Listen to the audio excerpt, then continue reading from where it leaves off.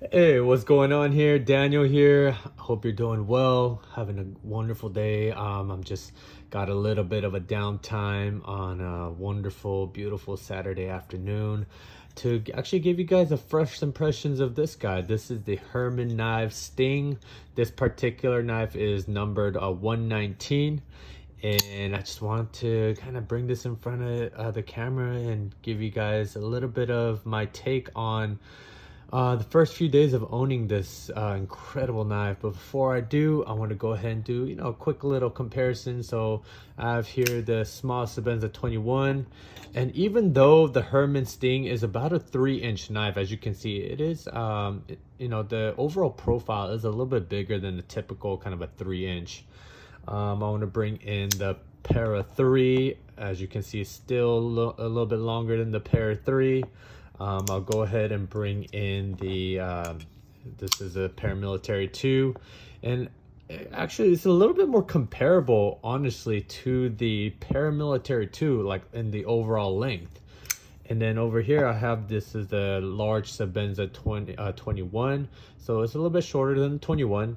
And then lastly, I want to bring to you the Sharp by Design Mini Tempest. And it is pretty comparable in length with the Mini Tempest. So with that being said, so I got this knife in a couple days ago. And actually, when I got it, it was actually off-centered, and I knew that going into the trade deal. I traded actually a brand new Liang Ma Model 18 that I had, and I saw this on what do you call it, Knife Swap. And the person was really upfront about the fact that it was off-centered, but everything else was in great condition. So I went ahead and did the trade and got this in. And so the first thing that I did was I actually took it apart because as a knife enthusiast, it's a little bit of a, not of a pet peeve, but it kind of bugs me a little bit when knives the blades off centered, just because I feel like nowadays we're kind of in a place in the knife kind of landscape where a center blade is kind of it's kind of a given. I think maybe years ago that was like to be expected of higher end knives, but now like everything from budget to high end production custom knives, the blade being centered is kind of a given. It's kind of one of the hallmarks of a quality knife, you know what I'm saying? So anyways, I got it in. I figured, probably it was off center because the guy said that it was actually centered when he got it, and then he took it apart, and then when he put it back together, it was off center. So I figured, okay, maybe just, it's user error, and that happens to me all the time where maybe, the washer might be tweaked inside, or it's not, the blade is just not sitting, it's not fully seated in the pivot system, or I switched out the body screws or whatnot. So I thought it'd be a really good opportunity for me to kind of take it apart and really appreciate the inside, because I love to take knives apart, because there's things I feel like you don't really appreciate until you actually get to see how the knife is made, on both on the outside and the inside. Just take a look at that gorgeous milling. I love that sunburst kind of pattern on both sides. Anyways, I might kind of meander on this video. So before I took this knife apart, even before I got this knife in, I was watching several kind of review videos, and I came across Nick Shabazz's what do you call it, like a disassembly maintenance video, and it was like a 30+ minute video. And I figured, okay, either he was having a really hard time with this knife, or he was talking about a lot of other things, because Nick, that's what I really like about him. He'll kind of bring in kind of other relevant like subject topics while he's talking about the knife at hand, and I feel like that's one of his strengths. He just really brings in a lot of cool, entertaining, or just compelling little factoids, right? So but when I saw his disassembly video, I and he was pretty upfront about it, saying that it was kind of not a nightmare, but it was definitely not an easy knife to disassemble and put back together. And I saw I saw all the reasons why. First thing, I saw that it was a proprietary pivot. And thankfully, Herman Knives, they provide the tool to take this apart. As you can see here, this is not a proprietary a pivot. This is, I believe, a Torx 20, right? But the Sting that he had, which was, I think he got it like 2 or 3 years ago, had like a proprietary pivot. So, that was one point. And then when he took the knives apart, as you can see here, you have to take the pivot apart, and then you have to actually unscrew the body, the pocket clip to get underneath, to these 2 body screws under there. So then it's like, that was an additional set. As soon as this started to kind of come apart, there was, as you can see, this is not like a floating backspacer, but his Sting actually was a floating backspacer, and there was like these little spacers, he called it donuts, that was like falling out all over the place. And then after he actually took the knife apart, he realized that these were not like true like caged ball bearings, but these were actually kind of loose. Like they were loosely kind of caged in the kind of the proprietary Herman, I think it's like the ceramic carbon fiber pivot system that he had. So I kind of, after I saw that video, I was like, okay, it's definitely gonna be a pain in the butt to take apart and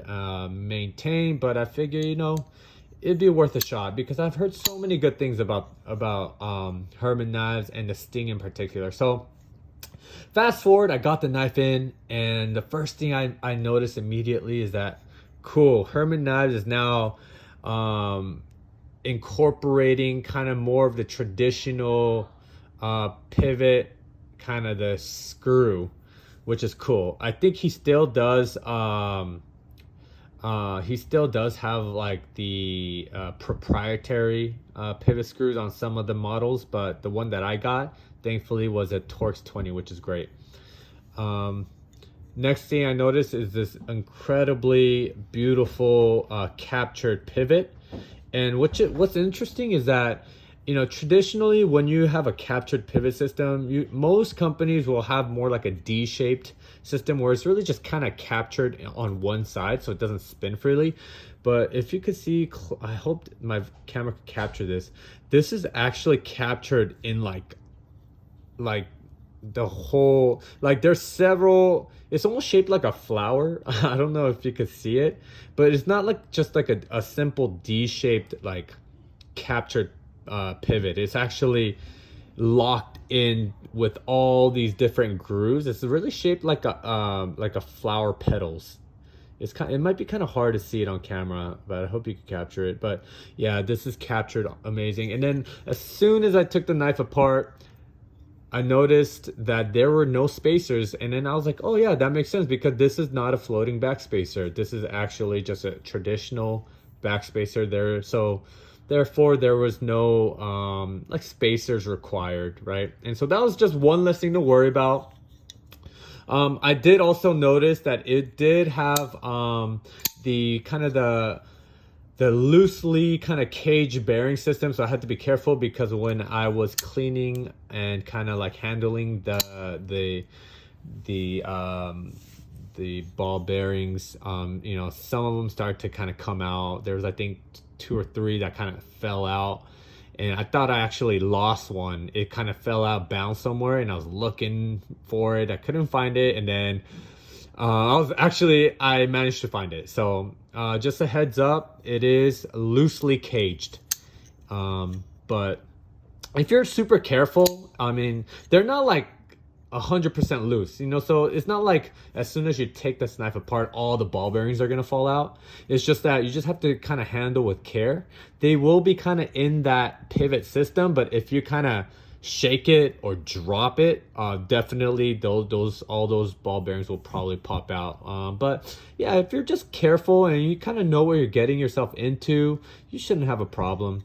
Anyway, so I went ahead and cleaned it out. I put new lube on it. I put everything back together, and then voila, the blade is pretty much centered. I mean, if I want to be like super nitpicky, it might be off a hair to the right, but overall it is pretty centered. And the action, guys, it is incredible. I've never experienced such a unique action before. And I mean, Nick Shabazz talks about it. I think other folks talk about just how unique this Herman action is. It's nothing that I've ever felt before. I've had, I have a Koenig Arius currently in my rotation. I've had a Shirogorov F95NL. I've handled, I mean, top tier like production flipper knives, and there was just nothing that really compares to that. It's not just a feel, it's not just how smooth the action is, it's not just how incredibly dialed in. There's no detent lash. It's just incredibly just dialed in, and then you give it, boom, it just pops out. And then on top of that, it's just the sound. I'm gonna shut up for a second and then I'll let you kind of enjoy the sound, okay?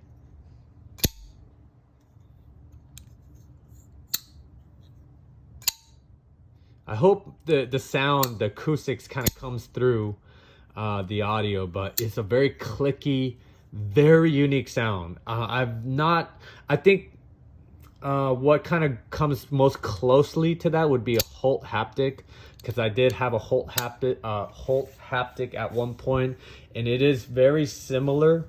I think Herman knives have been around a little bit longer, so I would say probably the Holt haptic mirrors the sound versus the other way around. It's a very clicky, very distinct sound. It's incredible. A couple things. One of the things I was anticipating was this long pocket clip. Some people kind of riffed on it, saying that it was really long and it kind of felt a little bit weird in the palm of their hand. But to be honest, I have about medium-sized hands right down the middle, and as this this long pocket clip actually kind of sits really nicely into the crease of my hand right there. So I don't really feel it, to be honest. I don't feel it like an awkward pocket clip that some other folks have mentioned. To me, this actually sits very nicely in the crease of my palm. And I think this is one of my favorite pocket clip designs, because as you can see here, it's actually milled under there. And I first thought it was like maybe like just a cool like a little design thing, just to give this knife a little bit of a extra flair. But it actually does help with the material sliding under there, and it's just a pleasure. I on the weekends I usually wear like hiking pants or like just jeans, and that little extra milling space actually allows the fabric or the material to kind of slide in a little bit easier than some of the other kind of traditional pocket clip setups that I've experienced. So oh man, touche, this is awesome. I love that. It works really well. It keeps the knife really secure in the pocket. As you can see, it gets a lot of pocket inside that clip, you know what I'm saying? So it's not like a little tiny clip. I think another great option is what Chris Reeve does, where they add that secondary kind of dip to kind of really secure the seam of the pocket. But if you have a pocket clip this long, I don't think this knife is gonna come out of your pocket anytime soon, you know what I'm saying? Anyway, it's really nicely executed. It's a really comfortable knife in hand. I get full 4-finger grip on here. I have a lot of real estate. I don't feel really any hot spots anywhere. This sunburst milling pattern is incredible. Feels very nice in the hand. It looks stunning. And look at that, just that little bit of that extra like little flare in that pivot. It looks incredible. You get a little bit here of that here in the front end as well. So I've already cut with this. It cuts really well. It's a full flat grind of M390. Herman Knives heat treated this at about 61 HRC, which is awesome. And it does perform like it does perform like so. One little nitpick is this flipper, man. It is sharp. Okay, so you definitely feel it. This is an incredible flipper.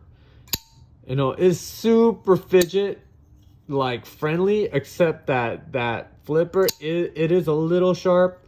Now I've owned flipper knives for a long time, so I'm a little bit used to it. But if you're kind of maybe new a little bit, or you haven't handled a lot of flipper knives, this may bug you a little bit. Definitely, as you can see, there is no like a flat surface for your finger to comfortably kind of rest on before you fire out that the blade. All right, but I mean, so what I'll do is I'll kind of switch it with my thumb. I'll kind of do that, and then I'll use my index. And so yeah, they both work really well.